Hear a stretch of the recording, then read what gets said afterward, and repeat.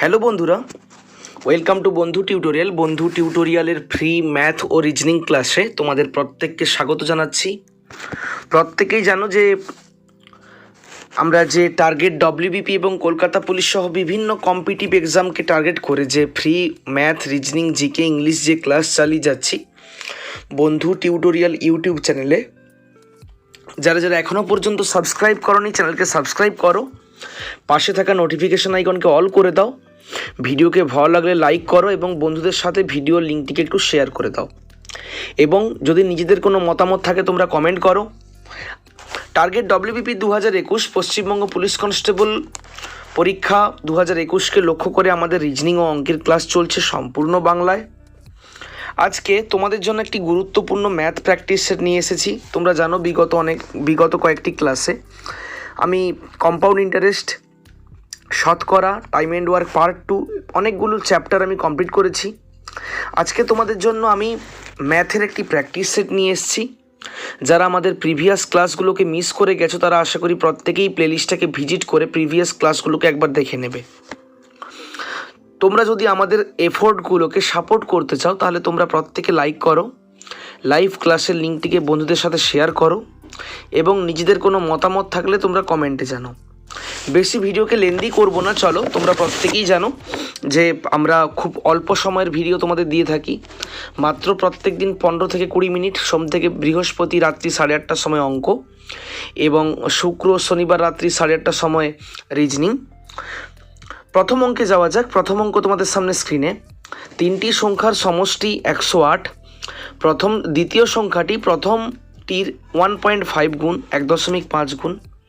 তৃতীয় সংখ্যাটি দ্বিতীয়টির 7/3 গুণ হলে তৃতীয় সংখ্যাটি কত তা নির্ণয় করুন। অপশন এতে আছে 18, অপশন বিতে আছে 27, অপশন সিতে আছে 45, অপশন ডিতে আছে 63।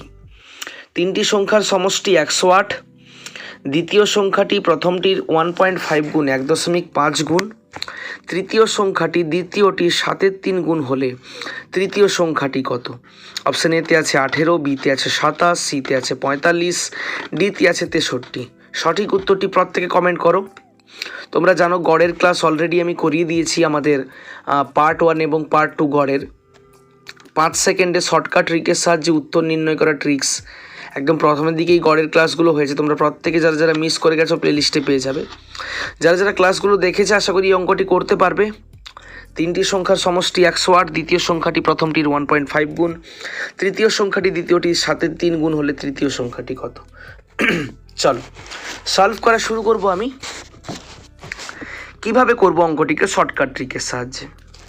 ধরবো আমি প্রথম সংখ্যাটি ধরবো আমি এক্স, তাহলে দ্বিতীয় সংখ্যাটি কি হবে? 1.5 ইন্টু এক্স, মানে 1.5কে দশমিক ভাঙলে 15/10 হয়। তাহলে 15/10 গুণিতক এক্স কাটাকুটি করলে কি হয়? 3x/2। আর 3 নম্বর সংখ্যাটি হবে দ্বিতীয়টির 7/3 গুণ, মানে এই যে 3x/2 এটা গুণিতক 7/3, এটা গুণিতক 7/3। কাটাকুটি করলে এবং গুণ করলে কত আসবে? কাটাকুটি করলে এবং গুণ করলে আসবে 7x/2, 7x/2। তাহলে প্রথম সংখ্যা আমরা পেয়ে গেলাম। প্রথম সংখ্যা হচ্ছে এক্স, দ্বিতীয় সংখ্যা হচ্ছে 3x/2, তৃতীয় সংখ্যা হচ্ছে 7x/2। এবার দেখো তিনটি সংখ্যাকে যখন আমি যোগ করব, যে প্রথম সংখ্যা যুক্ত দ্বিতীয় সংখ্যা যুক্ত তৃতীয় সংখ্যা, যোগফলটা কত হবে? 108। লেখাই ছিল ওখানে তিনটি সংখ্যার সমষ্টি 108। তাহলে এখান থেকে আমরা এক্সের মানটা তোমরা নিজেরা একটু ক্যালকুলেশনটা করে নেবে। নিচে 2 হবে এলসিএম, উপরে হবে 12x। তাহলে এক্সের মানটা আমরা পাবো 18। কত পাবো আমরা? 18। ক্লিয়ার না? ক্লিয়ার নয়? তাহলে এক্সের মানটা দিয়ে 18 হয়। চাইছে কি? চাইছে তৃতীয় সংখ্যাটি কত? 7x/2। তাহলে এখানে জাস্ট 7 গুণিতক 18/2 বসিয়ে দেবো। নিচে 2 আর উপরে 18 কাটাকাটি হয়ে গেলে 2 9 18। তাহলে তৃতীয় সংখ্যাটি কত হবে? 9 গুণিতক 7, মানে কত হবে? 9 গুণিতক 7 করলে হবে 63। বলো কতটুকু সময়ের মধ্যে বেরিয়ে গেল? তৃতীয় সংখ্যাটি কত? তৃতীয় সংখ্যাটি আমাদের 63 মানে 63। প্রত্যেকেই বুঝতে পারলে আশা করি। সিম্পল, তিনটি আমি সংখ্যাকে বের করেছি, তিনটে সংখ্যার সমষ্টি যেহেতু 108, তিনটি সংখ্যাকে যোগ করেছি সমান 108। এখানে এক্সের মানটা 18।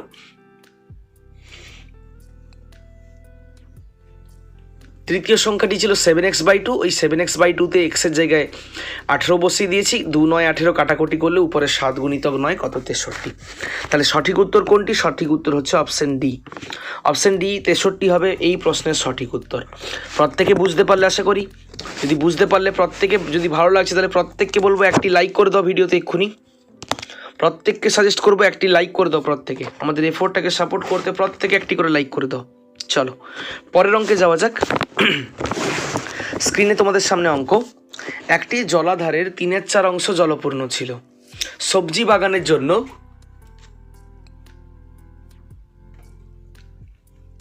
সবজি বাগানের জন্য 48 লিটার জল তুলে নিলে জলাধারটি অর্ধেক জলপূর্ণ রইল।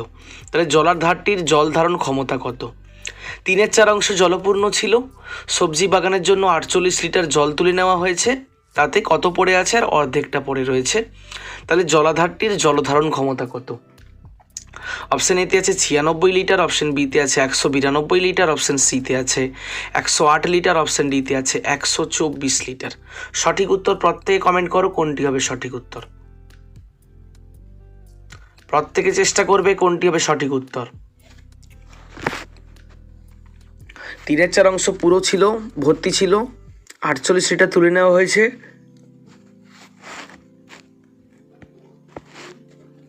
এখন অর্ধেক মানে 1/2 অংশ পড়ে রয়েছে। তাহলে জলাধারটির জলধারণ ক্ষমতা কত? 96 লিটার, 192 লিটার, 108 লিটার, 124 লিটার। কোনটি হবে সঠিক উত্তর? চলো প্রত্যেকে সলভ করা নিশ্চয়ই শুরু করে দিয়েছো। সলভ করতে থাকো, অ্যান্সার বেরিয়ে গেলে কমেন্ট করবে। আমি সলভ করা শুরু করছি। দেখো, মোট একটা জলাধারের মোট কত অংশ জল থাকে? 1 অংশ। কিন্তু এখানে পূর্ণ ছিল 3/4 অংশ। এবার দেখো 48 লিটার জল যখন তুলে নেওয়া হয়েছে, আর কত পড়ে আছে? আর অর্ধেক পড়ে আছে। তাহলে 3/4 অংশ থেকে পড়ে আছে অর্ধেক, মানে 1/2 অংশ যদি আমি বিয়োগ করে দিই, বিয়োগফলটা কত আসবে? বিয়োগফলটা আসবে 1/4। এই 1/4 অংশ তাহলে তুলে নেওয়া হয়েছে। আবার বলছি একবার, 3/4 অংশ জল ছিল, এখন আছে 1/2। তাহলে বিয়োগ করে দিলে যেটা সেটা হচ্ছে তুলে নেওয়া হয়েছে, ফলে এখান থেকে এটা হয়ে গেল। তাহলে সেইটা কত? সেটা হচ্ছে 1/4।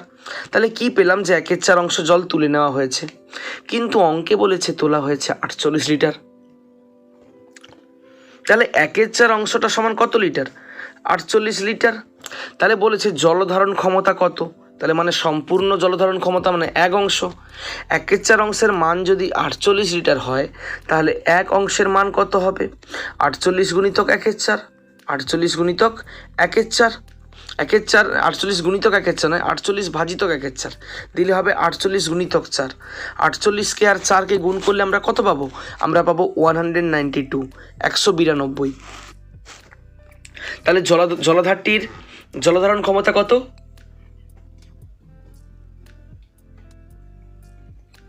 সঠিক উত্তর প্রত্যেকে কমেন্ট করো কোনটি হবে সঠিক উত্তর। ABCD প্রত্যেকে একটি বাচনকে কমেন্ট করো কোনটি হবে সঠিক উত্তর। জলাধারটির জলধারণ ক্ষমতা কত? ঠিক, অপশন বি 192 হবে সঠিক উত্তর। 192 লিটার। বুঝতে পারলে কি পারলে না প্রত্যেককে বলবো একটু কমেন্ট করো। কারা কারা বুঝতে পারলে কি পারলে না একটু কমেন্ট করবে। প্রত্যেকে পেরেছো না পারোনি, হ্যাঁ বা না, হ্যাঁ বা না প্রত্যেকে কমেন্ট করো বুঝতে পারলে কি পারবে না। চলো একটু রিভাইজ করে দিচ্ছি আমি। 3/4 অংশ ছিল, এখন আছে 1/2। তাহলে তুলে নেওয়া হয়েছে কত? বিয়োগ করতে 1/4। কিন্তু বইয়ে লিটার দিয়েছে, বইয়ে বলছে 48 লিটার জল আমাদের তোলা হয়ে গেছে। তাহলে 1/4 অংশের মানটাই 48। তাহলে 1 অংশের মান কত? 48 গুণিতক 4 গুণ করলে কত হবে? 192। ক্লিয়ার না? ক্লিয়ার নয়? বুঝতে পারলে না পারলে না। পরের কোশ্চেন।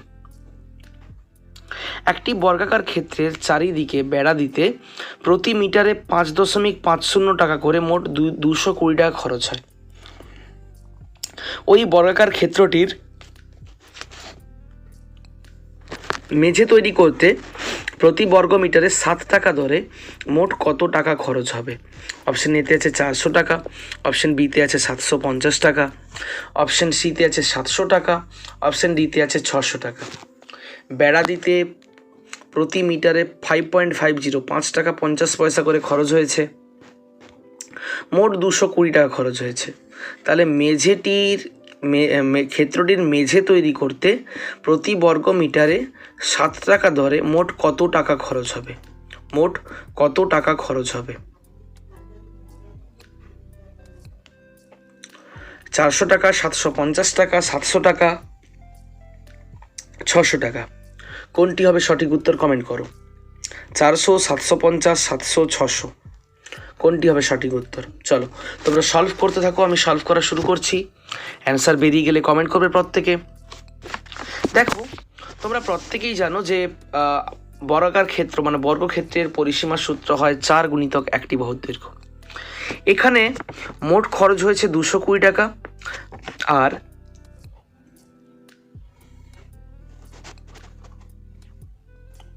প্রতি মিটারে খরচ হয়েছে 5.50 টাকা। যদি আমরা 220কে 5.50 দিয়ে ভাগ করে দিই তাহলে আমরা এর পরিসীমাটা পেয়ে যাব। পরিসীমাটা তাহলে কত হবে? ভাগ করলে সিম্পল হয়ে যাবে 40। কত হয়ে যাবে? 40।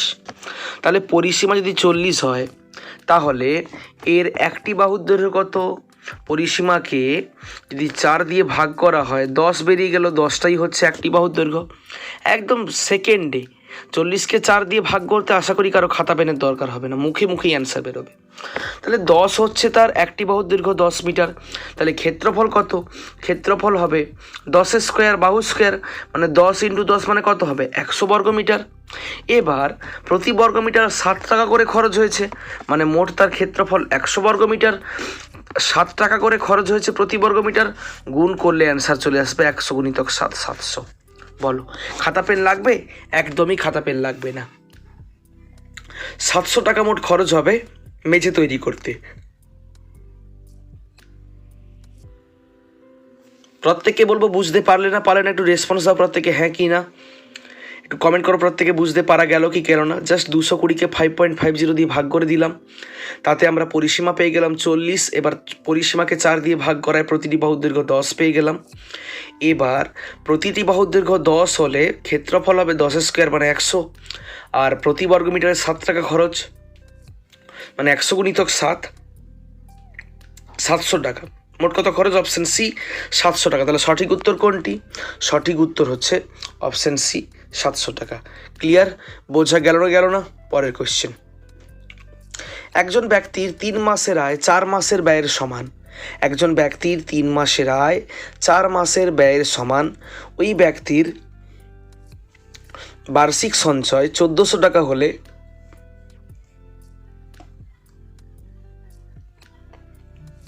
ব্যক্তির বার্ষিক আয় কত? অপশন এতে আছে 4800 টাকা, অপশন বিতে আছে 5200 টাকা, অপশন সিতে আছে 5600 টাকা, অপশন ডিতে আছে 6000 টাকা।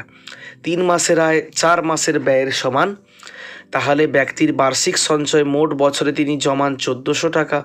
তাহলে ব্যক্তির বার্ষিক আয় কত? বছরে তিনি আয় কত করেন?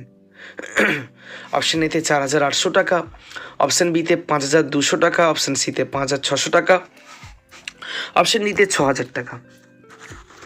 চেষ্টা করো প্রত্যেকে সঠিক উত্তর দেওয়ার। কোনটি হবে সঠিক উত্তর? প্রত্যেকে চেষ্টা করবে।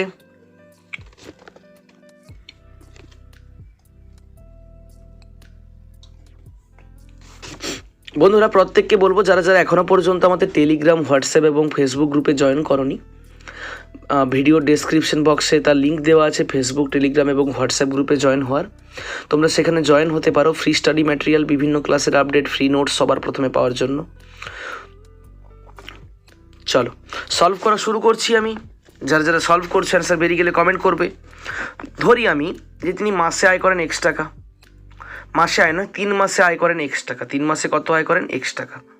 তাহলে 3 মাসে যদি X টাকা আয় করেন বছরে কত আয় করবে? 3 4 12 হয়, তাহলে এখানে 4 গুণিতক X মানে 4X টাকা তিনি আয় করেন। দেখো 3 মাসে আয় করেছিল X, তাহলে 4 মাসে ব্যয় করবেও X টাকা। 4 মাসে খরচ করবে এক্স, মানে বছরে খরচ করবে 4, 3 এ 12 হয়, মানে এখানেও 3 দিয়ে গুণ করবো 3x। তাহলে 3 মাস বছরে আয় করেন 4x টাকা, বছরে খরচ করেন 3x টাকা। তাহলে বছরে তিনি আয় করলেন 4x, খরচ করলেন 3x। তাহলে বছরে সঞ্চয় কত? 4x আয় মাইনাস ব্যয় 3x, এইটা হচ্ছে সঞ্চয়। আবার বলেছি কি সঞ্চয় কত? 1400 টাকা। তাহলে সমান 1400। 4x থেকে 3xকে বিয়োগ করলে হয় x, এর মানটা কত হচ্ছে? 1400। তাহলে দেখো বলেছে কি ব্যক্তির বার্ষিক আয় কত? আমরা বার্ষিক আয় বের করেছিলাম 4x টাকা। তাহলে ব্যক্তির বার্ষিক আয় হবে 1400, জাস্ট 4x এক্সের জায়গায় 1400 বসাচ্ছি, গুণিতক 4, 14 4-এ কত হয়? 56 আর 2 শূন্য, তাহলে 5600 টাকা। সঠিক উত্তর কোনটি? সঠিক উত্তর তাহলে কোনটি হলো? সঠিক উত্তর অপশান সি, 5600 টাকা। বন্ধুরা অঙ্কটির যদি সলভ মেথডটি ভালো লাগলো তাহলে প্রত্যেককে বলবো একটি করে লাইক করে দাও। তাহলে ব্যক্তিটির বার্ষিক আয় কত? 5600 টাকা। তাহলে 3 মাসের আয় এক্স, বছরে আয় 4x, 4 মাসের ব্যয় এক্স, তাহলে বছরের ব্যয় হচ্ছে 3x।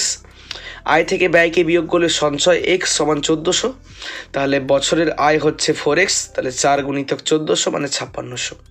অপশান সি হয়ে যাবে সঠিক উত্তর। বুঝতে পারলে কি পারলে না? পরের কোশ্চেন। স্ক্রিনে তোমাদের সামনে একটি অঙ্ক। এই অঙ্কটি একটু আমার মনে হয় ভুল আছে, এটি এইখানে আমি আগে থেকে একটু বলে দিচ্ছি। এখানে 30 হবে না, এখানে হবে 3, এখানে কত হবে? এখানে হবে 3।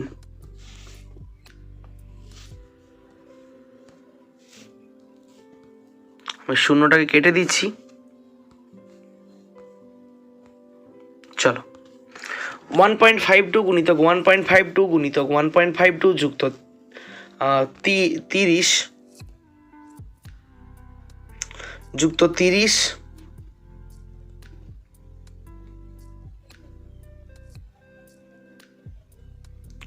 যুক্ত 30 না, এখানে 3 হবে। 3 গুণিতক 1.52 গুণিতক 8.48 গুণিত যুক্ত 8.48 গুণিতক 8.48 গুণিতক 8.48।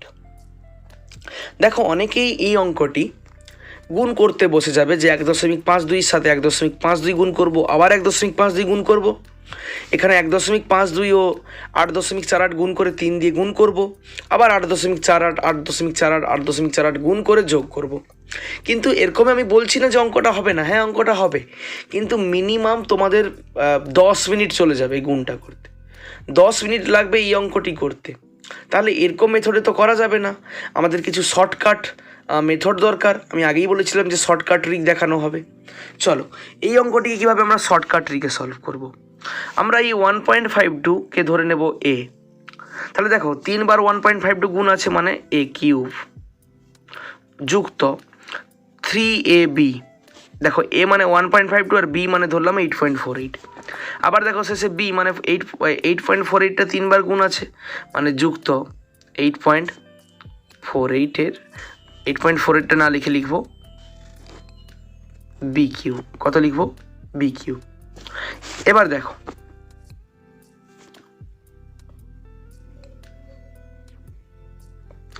a কিউব প্লাস b কিউবকে যদি আমরা ভাঙি কি পাওয়া যায়? যে a plus b into a square minus a b, a square minus a b plus B square. একটা কিন্তু 3ab পড়েছিল, একটা 3ab পড়েছিল, তাহলে আমরা লিখে দেবো এখানে প্লাস 3ab। কি লিখে দেবো এখানে? Plus 3ab। ক্লিয়ার না? ক্লিয়ার নয়? তাহলে দেখো এখানটায় কি হয়ে যাবে? a plus B into plus 3ab minus AB কী হবে? প্লাস 2ab, মানে A square plus 2ab plus B square কার সূত্র হয়?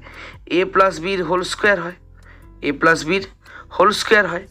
এর মানে এ প্লাস বির মানটা আমরা লিখব, এর মানটা কত? এর মানটা হচ্ছে আমাদের 1.52, এর মানটা হচ্ছে 1.52 যুক্ত বির মানটা হচ্ছে 8.48। তার দেখো এ প্লাস বি ইন্টু এ প্লাস বির হোল কিউব মানে এ প্লাস বির হোল স্কোয়ার মানে কি? কিউব হয়ে যাবে এখানে তাহলে দেখো 1.52 আর 8.4কে গুণ করলে যোগ করলে পাওয়া যায় 10, তাহলে সিম্পল 10-এর কিউব সমান 10-এর কিউব মানে আমরা কত, 10-এর কিউব মানে 1000। তাহলে সঠিক উত্তরটি বেরিয়ে গেল কত, সঠিক উত্তরটি হচ্ছে 1000।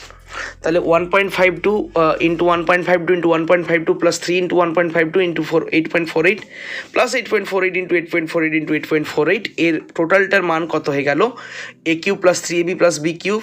এই সূত্রের সাহায্যে ভাঙতে হলো, পরিষ্কার পর থেকে দেখতে পাচ্ছ 1000। ক্লিয়ার না ক্লিয়ার নয়, বুঝতে পারলে না পারলে না? চলো পরের অঙ্ক। পিতা ও জ্যৈষ্ঠ পুত্রের গড় বয়সের গড় 35 বছর, পিতা ও কনিষ্ঠ পুত্রের বয়সের গড় 32 বছর। কনিষ্ঠ পুত্রের বয়স 16 বছর হলে জ্যেষ্ঠ পুত্রের বয়স কত? অপশান এতে আছে 18 বছর, অপশান বিতে আছে 20 বছর, অপশান সিতে আছে 22 বছর, অপশান ডিতে আছে 24 বছর। পিতা ও জ্যৈষ্ঠ পুত্রের বয়সের গড় 35 বছর, পিতা ও কনিষ্ঠ পুত্রের বয়সের গড় 32 বছর। কনিষ্ঠ পুত্রের বয়স 16 বছর হলে জ্যৈষ্ঠ পুত্রের বয়স কত? 18, 20, 22, 24 বছর। কোনটি হবে সঠিক উত্তর? প্রত্যেকে চেষ্টা করে অ্যান্সার দাও।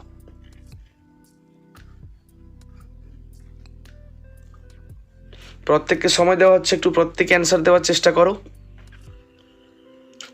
চলো আমি সলভ করা শুরু করছি, যারা যারা সলভ করছো করতে থাকো, অ্যান্সার বেরিয়ে গেলে কমেন্ট করবে। দেখো আমি সেকেন্ড লাইন থেকে শুরু করব। পিতা ও কনিষ্ঠ পুত্রের বয়সের গড় 32, মানে ছোট ছেলে এবং পিতার বয়সের গড় 32, মানে পিতা ও ছোট ছেলে কনিষ্ঠ পুত্রের মোট বয়স কত হবে? 32 গুণিতক 2 মানে 64। মুখে মুখে এই অঙ্কটির অ্যান্সার বেরোবে। এখান থেকে কনিষ্ঠ পুত্রের বয়স 16, মানে বিয়োগ করে দেবো 16। তাহলে বিয়োগ করলে আমরা যেটা পাবো সেটা কি হবে? সেটা হবে পিতার বয়স। বিয়োগ করলে কত? বিয়োগ করলে হবে 48। আবার দেখো এখানে বলেছিল পিতা ও জ্যৈষ্ঠ পুত্রের বয়সের গড় 35, মানে পিতা ও জ্যৈষ্ঠ পুত্রের মোট বয়স কত? 35 গুণিতক 2 মানে 70। এবার দেখো পিতা ও বড় ছেলের মোট বয়স 70, পিতার বয়স 48। তাহলে এই পিতা ও জ্যৈষ্ঠ পুত্রের বড় ছেলের মোট বয়স 70, এখান থেকে যদি আমরা পিতার বয়সটাকে বিয়োগ করে দিই, 48কে যদি আমরা বিয়োগ করে দিই, তাহলে বিয়োগ ফলটা কত চলে আসবে? বিয়োগ ফলটা চলে আসবে 22। ক্লিয়ার না ক্লিয়ার না? পিতা ও বড় ছেলের বয়স 70, এখান থেকে পিতার বয়সটাকে 48টাকে বিয়োগ করে দিলে কত চলে এলো? 22। মুখে মুখে 5 সেকেন্ডের সাহায্যে এত বড় অঙ্কের অ্যান্সার বেরিয়ে গেল। কোনটা হবে সঠিক উত্তর? Option C. অপশান সি 22 বছর, অপশান সি 22 বছর হবে এই প্রশ্নের সঠিক উত্তর। ক্লিয়ার না ক্লিয়ার নয়? চলো পরের অঙ্কে যাওয়া যাক। কত টাকার 60% 90 টাকার 250/3%-এর সমান? একদম 5 সেকেন্ডে শতকরা ক্লাসে এরকম অঙ্ক অনেক করানো হয়েছে, শর্টকাট ট্রিক অনেক দেখানো হয়েছে। যারা যারা এখনও দেখোনি সবাই অবশ্যই একবার দেখে নেবে। কত টাকা 60% 90 টাকার 250/3%-এর সমান? অপশান এতে আছে 100 টাকা, অপশান বিতে আছে 120 টাকা, অপশান সিতে আছে 115 টাকা, অপশান ডিতে আছে 125 টাকা। কোনটি হবে সঠিক উত্তর? অ্যান্সার দাও প্রত্যেকে, খুবই কম সময় লাগা উচিত এই অঙ্কটিতে। কোনটি হবে সঠিক উত্তর? চলো আমি সলভ করা শুরু করছি, তোমরাও করতে থাকো, ভিডিওকে লেন্দি করবো না। আমি ধরবো এক্স টাকার 60%, মানে এক্স গুণিতক 60/100 সমান 90 টাকার 250/3%, মানে 90 গুণিতক 250/3 গুণিতক যেহেতু পার্সেন্ট মানে 100, উল্টে গেলে কি হবে? উল্টে গেলে হবে 1/100। ক্লিয়ার না ক্লিয়ার নয়?